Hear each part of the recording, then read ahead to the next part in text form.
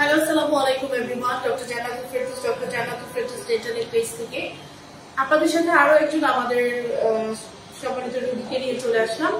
তার কাছ থেকে তার কিছু এক্সপেরিয়েন্স শুনবো। আমাদের ক্লিনিকে উনি আজকেই এসেছেন এবং বেশ কিছু সমস্যা নিয়ে এসেছিলেন। আমরা আলহামদুলিল্লাহ একটা ভিজিটের মধ্যে অর্থাৎ একদিনের মধ্যে আমরা ওনার এই সব প্রবলেমগুলো সলভ করেছি, কারণ রোগীটা এসেছে অনেক দূর থেকে, গাজীপুর থেকে।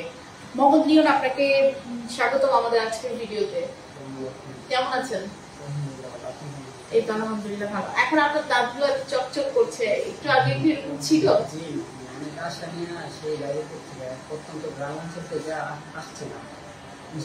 আমাদের ডক্টর জান্নাতুল ফেরদৌস ডেন্টালে এই বাংলাদেশের সব প্রান্ত থেকে রোগী আসবে, গ্রাম থেকে আসবে, আরো অনেক গভীর গ্রাম থেকে আসবে, আমাদের পাশ থেকে আসবে, সব জায়গা থেকে আসবে। না, এটা আমাদের সবার, এখানে সব ধরনের রোগীরাই আসবে, তাই তো?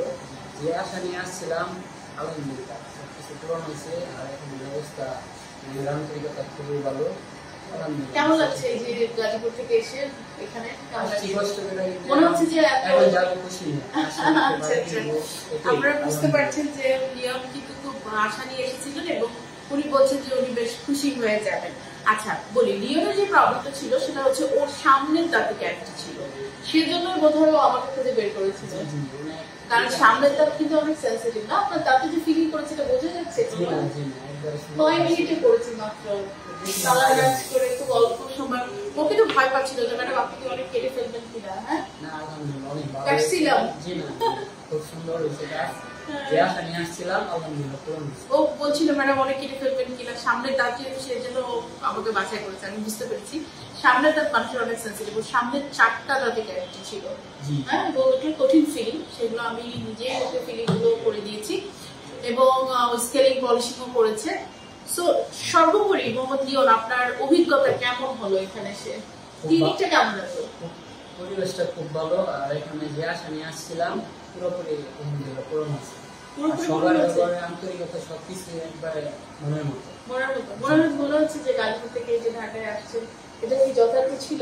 জি, এখানে কষ্ট করাটা সফল হয়েছে। এখন যাবো হাসি মুখে। আলহামদুলিল্লাহ।